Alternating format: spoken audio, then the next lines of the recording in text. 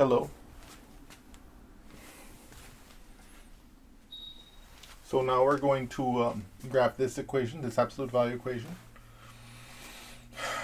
The first thing we're going to do is we're going to talk about its domain, as we have seen over and over again.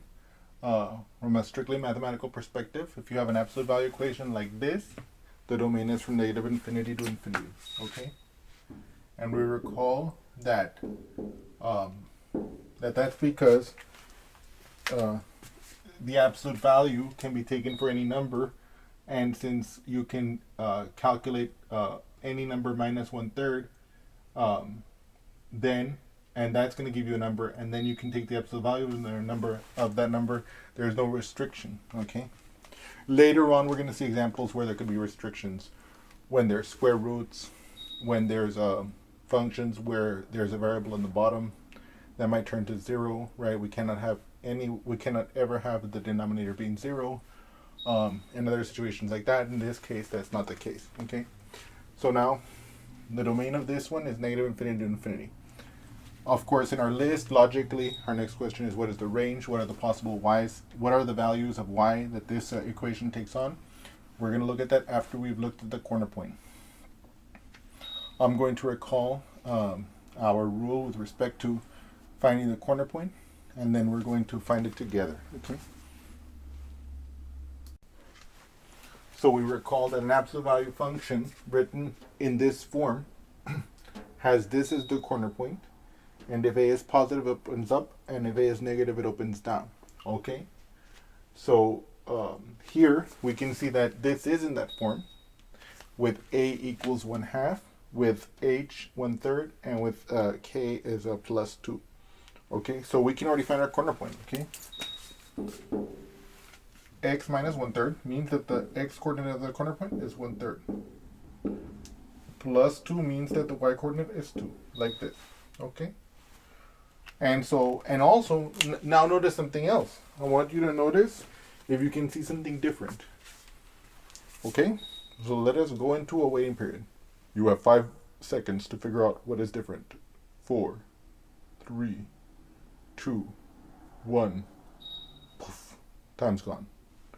What is different? Aha. In this case, our a is negative. We can tell that it is going to open down, okay? And that's new for us because we know that that's going to impact, first of all, the visual look of the graph. It's also going to impact our range. So let's take that so let's look at that consequence. It's going to open down. So if we want to draw a minor cartoon, it looks like this. And we know that the location of the corner point, which is this one, has coordinates 1/3, comma 2. Oh my God, I'm writing this so small, okay? And so now what I want you guys to realize is that therefore the range, which is the y values, if we imagine putting my y-axis like this is 2, okay? And but the function's gonna go only down, so it's gonna go towards negative infinity. So my range for this one that goes down goes from negative infinity to 2. How do I write that? I write that like this: negative infinity to 2, and then I close bracket, okay? Now I want to point out something else. In this case, notice here the y coordinate is positive 2. So that means that somewhere over here, underneath the 2, I have the y coordinate 0. So if you look at this cartoon, if I extend this a little bit, right, what is the horizontal line y equals 0? That's the x-axis. So if I draw out these lines more, I can see, aha, there are going to be x-intercepts because it opens down and the y coordinate is positive. So therefore, at some point or points, it must cross the x-axis, which corresponds again to the horizontal line y equals 0. And so we know that we will be able to solve for the x-intercepts, that they will exist, and that it will be fruitful for us to find them.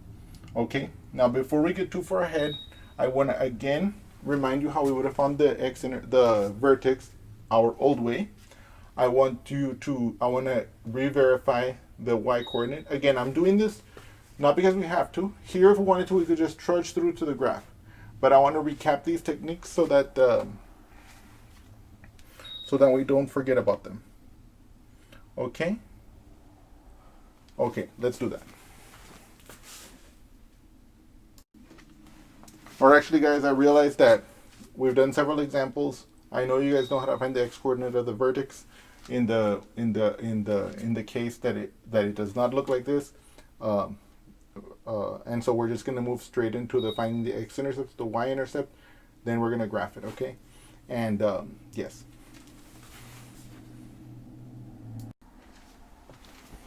So here we want to find the x-intercepts. So what we do is we're going to set the y equal to 0. So that means that we're going to set this expression equal to 0, and then we're going to solve for x. And those x that we find that make that equation true are going to be the x that correspond to having a y value equals 0, and we know that those are the x-intercepts.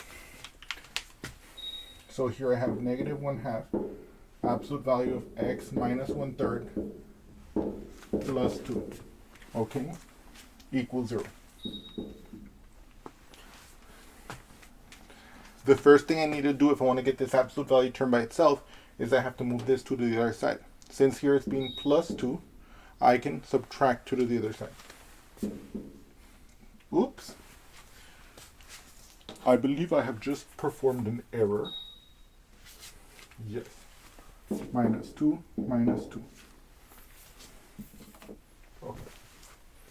On this side, this is gone, and I get negative 1/2 of x minus 1/3 equals negative 2. Now I know what you're thinking. You guys are already in a panic. You're like, but David, it equals a negative. How is this possible? But we see that the absolute value term is not yet by itself. And in fact, the absolute value term is being multiplied by a negative number, which means that since the absolute value is always positive, if I multiply a negative times a positive, I'm going to get a negative. So we see that everything is going to work out okay. So now, what I'm going to do is, I need to get the absolute value term by itself first, before I can solve the equation completely. But we see that it's being multiplied by negative 1/2. So what I need to do is I need to divide by negative 1/2, okay? But we know that whenever we're going to divide by a fraction, we can multiply by the reciprocal, okay? So we recall, I want you guys to notice this. Whenever we divide by a fraction, we multiply by the reciprocal. So here, if I'm dividing by negative 1/2 on the left-hand side, that's the same as multiplying on the left-hand side by the reciprocal of negative 1/2, which would be negative 2 over 1, okay? And if I do that to the left, then I'm going to do that to the right. I'm going to multiply the right by negative 2 over 1.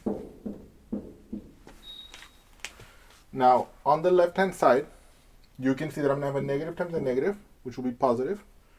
I'm going to have 2 times 1, which is 2. 1 times 2, which is 2. So I'm going to have positive 2 over 2, which is just going to be 1, which is exactly what we expect. If we divide the left-hand side by negative 1/2, we expect the negative 1/2 on top with the negative 1/2 we're dividing by to go away. And we just saw, and we remember that whenever we divide by a fraction, we multiply by the reciprocal. We performed that by multiplying by the reciprocal. And so we can see that indeed this should go to 1, okay?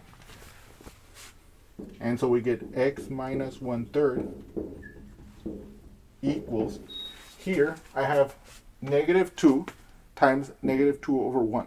Now we remember that whenever we have a fraction whose denominator is 1, that fraction is the same as the numerator. So this fraction here, this negative 2 over 1, can be written as just negative 2. Negative 2 times negative 2, that's positive 4. Why is it positive 4? Because whenever we have a negative times a negative, we get a positive, and 2 times 2 is 4. Okay?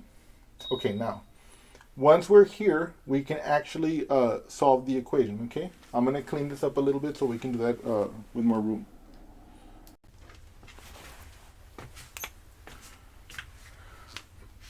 So we recall when we're solving an equation like this, once we've gotten an absolute value equation, once we've gotten the absolute value term by itself like this, we then have to contend with the two possibilities.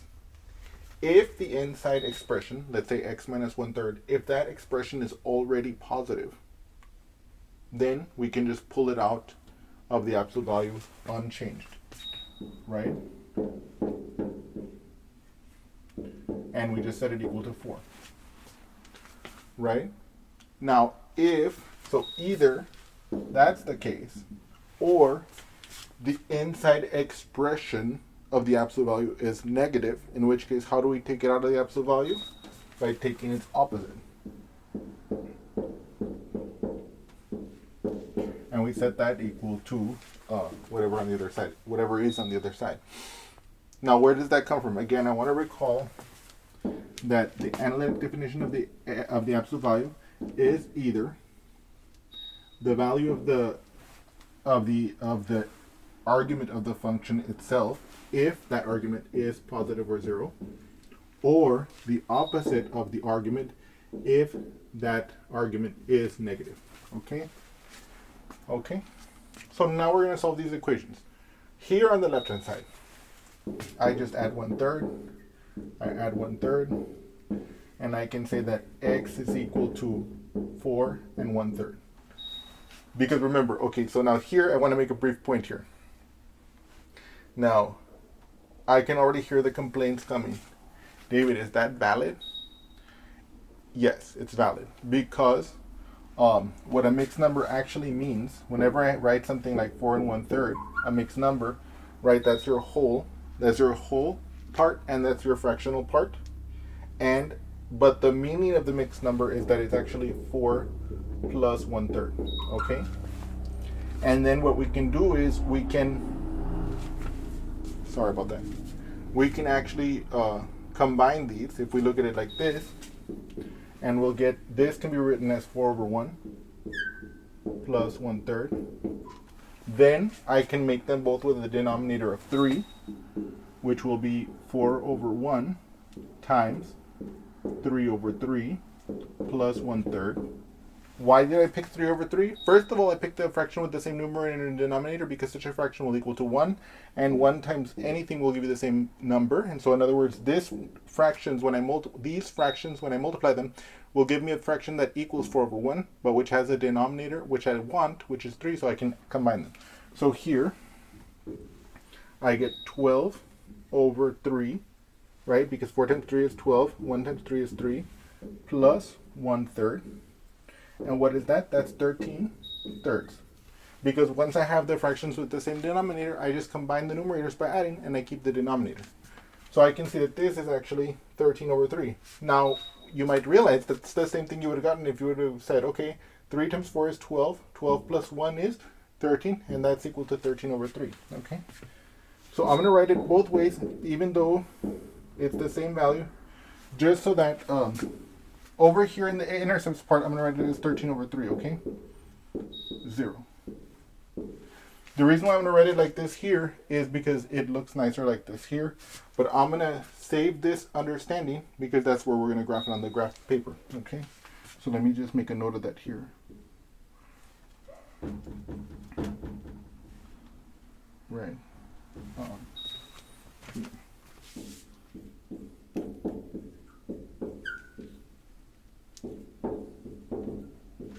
Okay. And then, okay. So now that I've written that all down, let me hide this. And then we're going to do the left-hand side. Now, I'm going to divide both sides by -1 to get this expression by itself, right? And so here, that'll be x minus 1/3 equals -4. Why? Because 4 divided by -1 is -4, okay? First of all, if you imagine 4 divided by -1, you have a positive. The 4 divided by a negative, which is a -1. A positive divided by a negative is negative. Similarly, a negative divided by a positive would be negative, okay? Okay. Then here, I'm going to add the 1/3.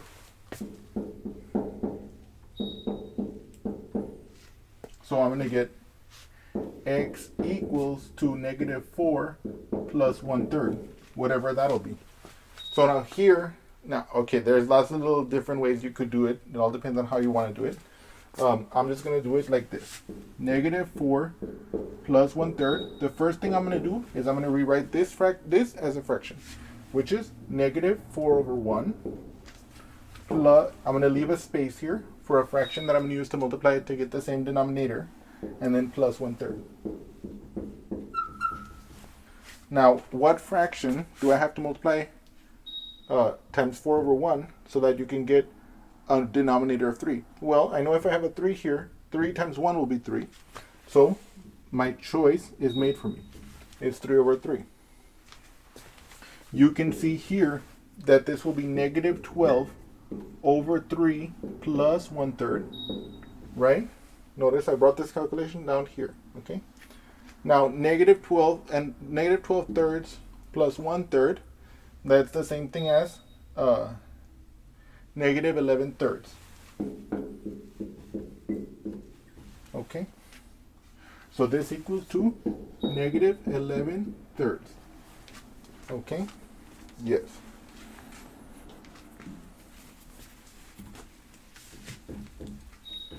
Just to give you, here I'm going to kind of like show you another way you could have done it. You could have said, okay, David, negative 4 plus 1/3. I can borrow from the 4, right? And I could say, okay, that'll be negative 3 and 3/3 plus 1/3. Okay? This is also completely valid. And if I have negative 3 and 3 if I have negative 3 and 3/3 and I add 1/3, one of the thirds in the fractional part goes away. So I get negative 3 and 2/3. And then you can see that this value, 3 times 3 is 9. 9 plus 2 is 11. So you can see that this mixed number actually does in fact correspond to negative 11 thirds. Okay? So let me write that here for the purposes of our graphing.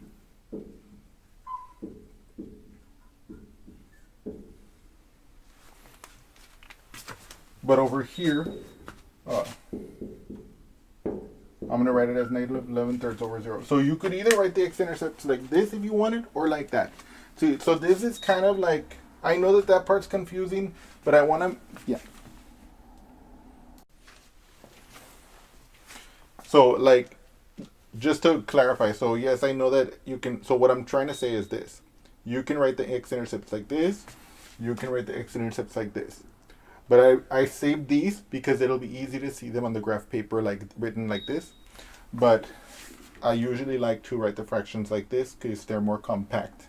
Yeah, you can always convert between them depending on what your needs at the moment are. Do I want to just present them as the solution? I can write them like this. They're more compact because you see the mixed number, it has this, you see? And but here there's here it's more compact, yeah. And now we're going to calculate the y-intercept, which is the last thing we need to do to graph our thing, and then we're going to graph it. Here, we recall that to find the y-intercept, to find the y value, I'm sorry. What? The y-intercept, no, yeah. Am I miswriting? To find the y-intercept, sorry about that, of an equation, we set the x value equal to 0, and we solve for y. Okay? So now let's do that together. So my y is going to equal negative 1/2 0 minus 1/3 plus 2. Now I know 0 minus 1/3 is just negative 1/3. Okay? And so I can see that this is negative 1/2 times the absolute value of negative 1/3 plus 2. Okay? What's going on here? What is the absolute value of negative 1/3? That's going to be positive 1/3. So this will be negative 1/2 times 1/3 plus 2. Can I multiply these? Yes, they're two fractions. How do I multiply them? The product of two fractions is the fraction whose numerator is the product of the numerators of the fractions being multiplied, and whose denominator is the product of the denominators of the fractions being multiplied. So in this case, first of all, it's going to be negative times a positive, which is a negative. So it'll be negative. 1 times 1 is 1. 2 times 3 is 6. And then I add 2. So now I'm actually going to have to do some stuff here. What I'm going to have to do is I'm going to have to rewrite this as a fraction. We know that if we have a whole number, we can write it as a fraction by setting it as the numerator and 1 as the denominator. So this is going to be negative 1 over 6 plus 2 over 1. Okay? Now here, we can't add them yet because they don't have the same denominator. Now, of course, let me also make a point here. I'm doing it the way I like to do it. I always do it. You'll notice that I often do calculated fractions like this because I think it's very clean and it's very organized. But if you wanted to, you could have said, okay, this can be written as 1 and 6, 6. Then minus 1, 6 would leave us with 1 and 5, 6 as the y-intercept, okay? So let me write that here for us. Is that a negative? No.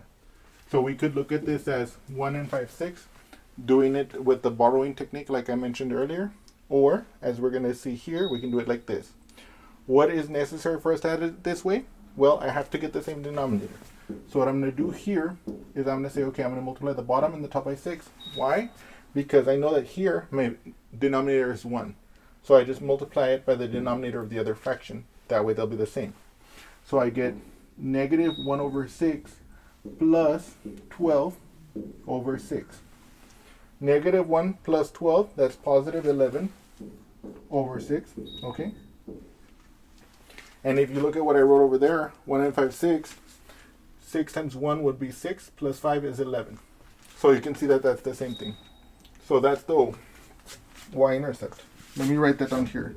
And just for completeness, I don't want to leave you guys in the dark. I'm going to show you how I could have done that using the borrowing technique, as I mentioned in passing. Okay.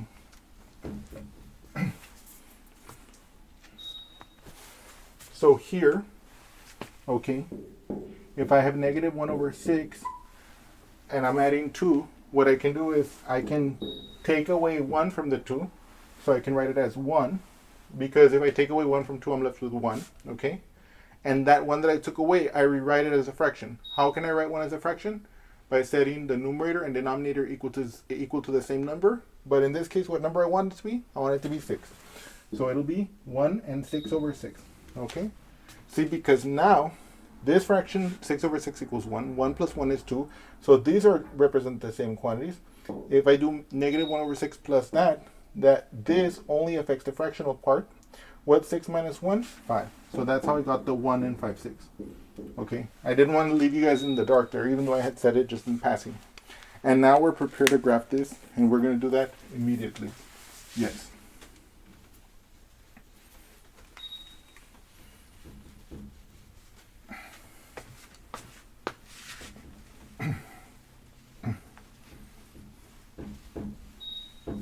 Okay, let's do that together. Okay? And in fact, here we have all the points we need. We have two X-intercepts, 11 thirds and, negative 11 thirds and 13 thirds. We have our Y-intercept, 0 and 11 over 6. And so here, now look at these points. I have to go in the Y, positive 1 and 5, 6, so that's less than 2. And then the X's, I have to go basically to negative 4 and to positive 5 roughly, okay? But what I'm going to do is I'm going to do it kind of big so I can plot it exactly, okay? You'll see what I mean right now in a moment. 1, 2, 3, 4, okay? So there's negative 4, negative 3, negative 2, negative 1. Okay, I may have already messed up. Let me just make this a little bit more over there, okay?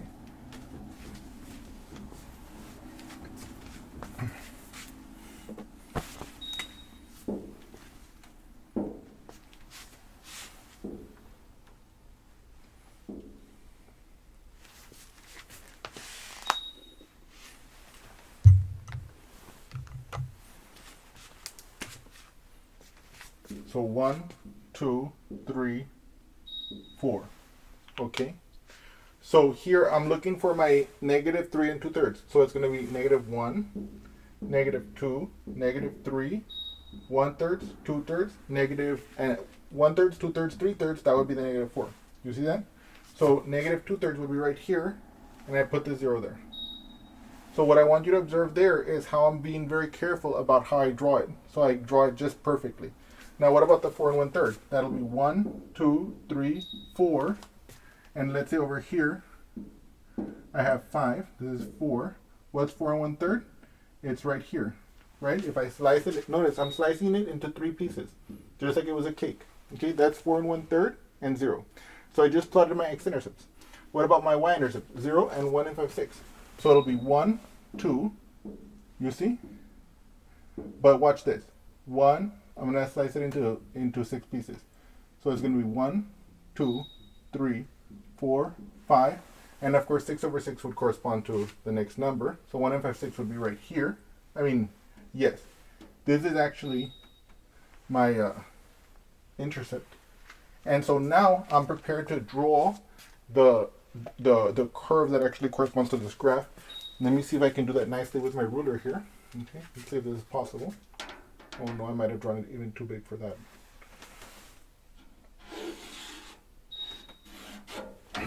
Oh man.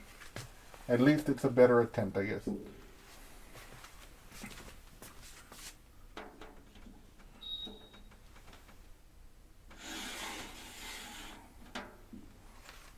Okay. And so there we have it. After all that labor, we have finally arrived at the graph of this absolute value equation. Okay.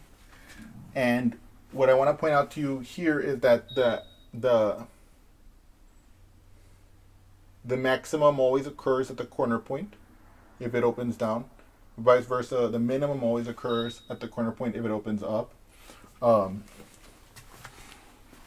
To the bare minimum to graph the absolute value is we need the corner point and 2 of the points that are not on the corner point and that are on opposite sides of the corner point. Because again, the absolute value basically consists of 2 pieces of lines that join at the vertex. And so we need 2 points for one line, 2 points for the other.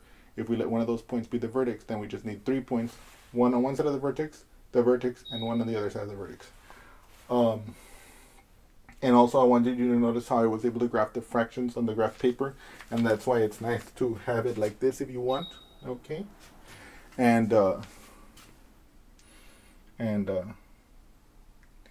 course, let me just make a brief comment. I know that sometimes when I graph these functions or equations, it takes a long time. And I want you to bear with me, guys, because what I'm trying to do is I'm trying to show every detail to you. And of course, depending on the problem that you're looking at, you might not need to do all this stuff. You might, for example, as we mentioned earlier, you might just want to know where the corner is and whether it opens up or down, because maybe it might say the maximum value occurs where. You might just calculate the corner point and whether it opens up or down. Oh, the corner point is blah, but it opens up, so there is no maximum, right? You can say there's no maximum, or or different variations like this. But in general, so anyway, with that said, let's move on to another example. Yes.